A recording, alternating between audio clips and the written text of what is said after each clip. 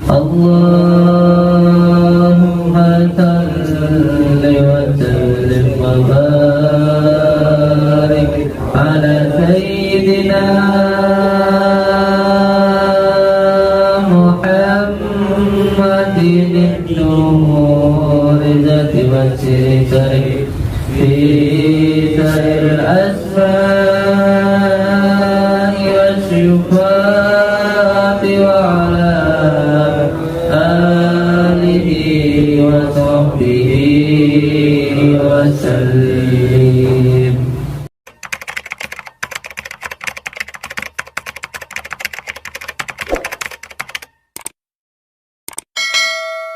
Jadi ketika kita menghadapi sebuah musibah, masalah, dan kita tidak mampu untuk menghadapinya, ya pasrahkan semuanya kepada Allah. Jangan sampai kita menuhankan diri kita begitu. Kita pasrahkan kepada Allah secara kafah begitu. Insyaallah nanti kalau kita sudah berpasrah diri kepada Allah, semuanya akan ditolong oleh Allah. Karena sama seperti kita masih kecil, kalau kita pasrah total ke ibu kita lah, kita diurus gitu. Tapi kalau sudah merasa bisa, ya tentunya akan dibiarkan saja kan begitu. Nah ini yang perlu untuk dipelajari. Dan untuk saudara-saudaraku, monggo yang mau belajar tentang basyirah, bagaimana kita mengambil sebuah penyakit atau kita meminta untuk dihilangkan penyakitnya dengan beberapa cara. Ada yang dengan menggunakan cara basyirah, ada yang cara dengan menggunakan fadilah, ada yang dengan cara menggunakan maunah atau dengan karomah. Tetapi cara-cara ini tentunya tidak bisa seperti orang yang belajar ilmu logika. Perbedaan ilmu logika fisika dan ilmu batin itu, kalau ilmu fisika kita harus mikir, kalau ilmu batin tidak boleh mikir. Kalau ilmu fisika kita itu bisa karena berpikir, kalau ilmu batin itu tidak boleh difikir, tidak boleh difikirkan, kecuali hanya pasrah diri kepada Allah. Karena ini bukan tingkatan, tapi tatanan. Ketika hatinya sudah asyofa, naik nanti naik ke al-wafa dan al-jafa, terus menaik sendiri. Jadi seperti orang bertarekat, mulai dari syariat, tarekat, hakikat, dan marifat. Ini bukan tingkatan, tetapi tatanan. Dimulai dengan melakukan syariat yang benar, insya Allah nanti hatinya akan terus bertarekat, berjalan menuju Allah. Setelah hatinya nanti sudah bertarekat, insya Allah nanti mempunyai perasaan rasa hakikat. Ketika sudah masuk ke dalam hakikat, insya Allah nanti masuk sendiri ke dalam tahapan ma'rifat. Ini yang perlu untuk dipahami begitu. Terus bagaimana caranya agar hati kita bisa memahami tentang basyirah, tentang fadilah, tentang maunah dan karomah. Ini perlu untuk dipelajari secara mendalam. Ketika ingin belajar tentang basyirah, maka hatinya harus masuk ke dalam al-wafa, membersihkan hati, jangan melakukan semua hal yang bertentangan dengan batin kita begitu. Dan nanti masuk ke dalam tingkat basyirah. Setelah dia belajar tentang basyirah, insya Allah ketika mau masuk ke tingkat fadilah, maka dia harus mempunyai sebuah makanan batiniyah, yaitu sebuah tarekoh, atau orang Jawa bilang tirakat begitu. Tirakat itu tentu harus, yang pertama bersabar, yang kedua harus betah melek. Itu yang pertama, harus betah melek. Karena apa? Karena kalau dohirnya ini lemah, maka batinnya kuat.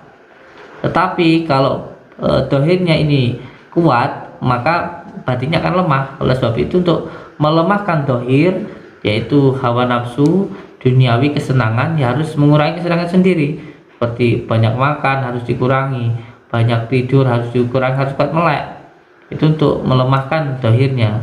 Ketika dohirnya nanti lemah, maka batinnya akan kuat. Nah, kalau di pondok pesantren ketika belajar tentang fadilah, maka dia harus mengamalkan Yasin Fadilah. Yasin Fadilah ini bagaimana cara pengamalannya? Surat Yasin itu dibaca selama 41 hari, satu harinya dibaca 41 kali, dan ada beberapa ayat yang terus diulang-ulang. Contoh ketika membaca Yasin itu diulang sampai 17.000 kali, atau paling tidak 77 kali. Setelah itu nanti di Salamun Qaulam mir Rabbir Rahim itu diulang sampai 99 kali. Nanti yang di surat Yasin yang terakhir yang innama amruhu idza arada syai'an ayyakun fayakun, itu diulang sebanyak 99 kali selama 41 kali. Ini untuk belajar tentang fadilah. Nanti kalau mau setelah mengamalkan ini biasanya akan ada rasa-rasa yang itu sendiri hanya dirasakan oleh yang mengamalkan, karena ilmu rasa ini tidak bisa diceritakan, bisanya hanya dirasakan. Seperti seseorang yang minum kopi, dia hanya bisa merasakan manisnya kopi hanya yang meminumnya saja. Kalau tidak pernah minum kopi, diceritain manisnya kopi, ya sama kayak cerita sama angin, sesuatu hal yang bohong. Saya cerita ke panjenengan, Kang, kopi itu manis, enak, nikmat, tapi saya tidak pernah minum kopi, ya percuma, tidak akan ngerti, cuman ho tok, atau mungkin akan mengira itu suatu hal yang bohong. Padahal kalau pernah minum kopi, rasanya nikmat dan sangat mengenakkan, kan begitu. Nah, ini hanya bisa dirasakan bagi yang mengamalkan atau yang meminum kopi tadi. Jadi ilmu rasa itu hanya bisa dirasakan oleh yang mengamalkan. Maka di situ biasanya jarang sekali diceritakan tentang kegaiban maupun ditunjukkan. Nah, susahnya yang melihat tapi belum mengamalkan. Ini menjadi sesuatu hal yang terkadang jindik atau menduga-duga. Pada akhirnya menjadi sebuah prasangka dan fitnah. Ini berbahaya.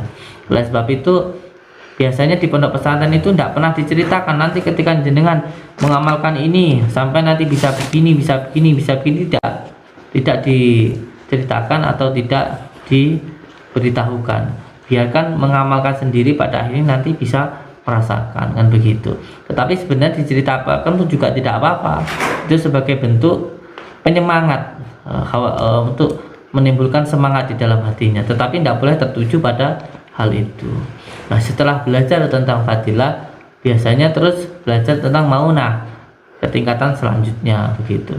Nah, tingkatan maunah ini pengamalan di pondok pesantren itu di tempat saya biasanya dengan membaca surat Al-Ikhlas, dibaca sebanyak 12.000 kali terus menerus begitu di setiap harinya. Bahkan kalau di tempat kami itu ditempatkan di suatu tempat yang itu namanya dia itu masuk ke dalam dan tidak keluar gitu. Jadi topo di dalam begitu, keluar hanya untuk wudhu, untuk sholat saja begitu. Bahkan terkadang dengan tayamum begitu. Jadi tidak keluar sama sekali dan tidak berbicara selama mengamalkan itu, terus membaca surat Al-Ikhlas begitu. Jadi pati geni bisa dibilang begitu. Nanti setelah itu biasanya terus mengamalkan yang tingkat selanjutnya, tingkat karomah gitu. Biasanya ini kalau karomah ini dia harus mati sebelum mati begitu.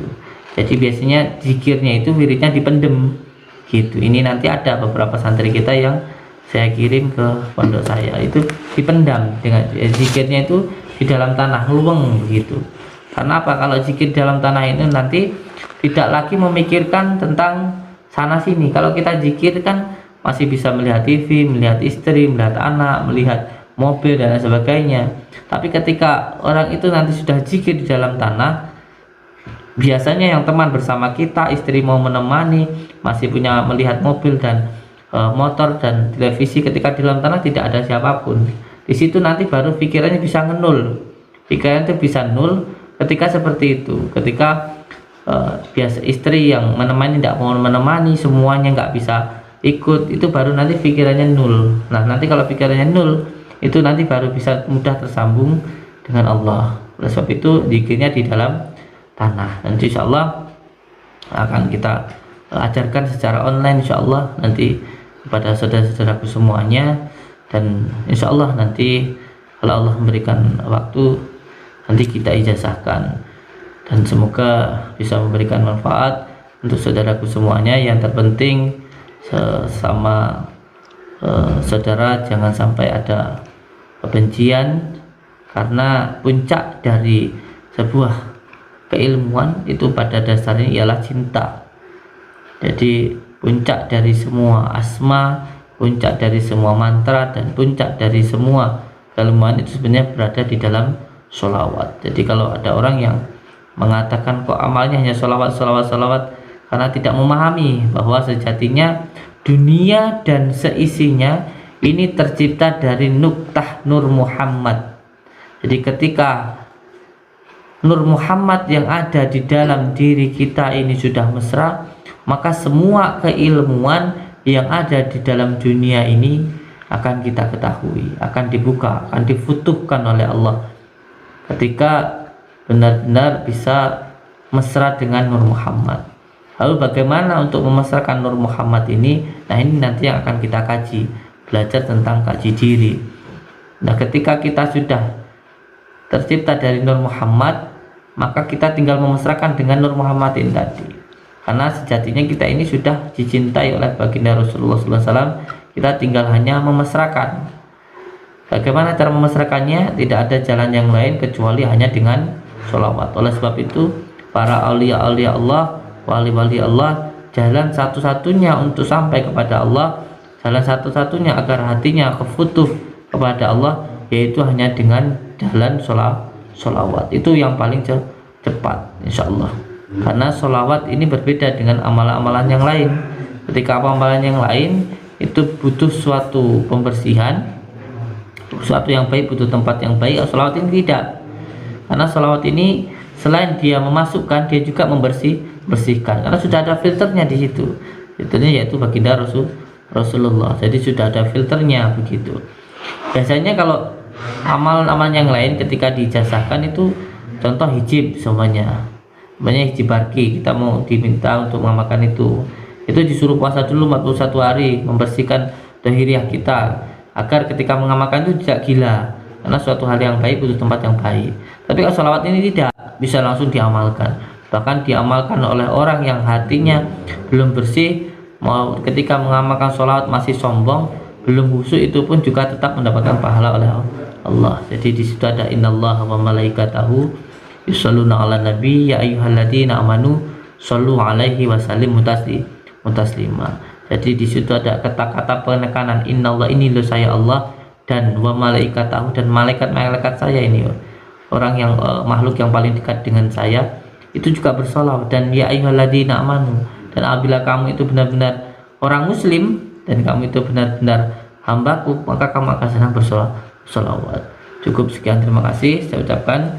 Saya mohon maaf Samsudin Al-Fakir apabila ada hal yang mungkin tidak berkenan, dan semoga kita semuanya tetap tersambung silaturahmi. Amin. Dan tetap saling mendoakan, semoga semua saudara-saudaraku selalu dalam lindungan Allah, mendapatkan rezeki yang berkah, barokah, berlimpah, bisa untuk pergi ke Mekah, ke Madinah, sisanya bisa buat beli sawah dan menjadi keluarga yang sakinah, mawadah, warahmah. Wabillahi taufiq wal hidayah. Assalamualaikum warahmatullahi wabarakatuh.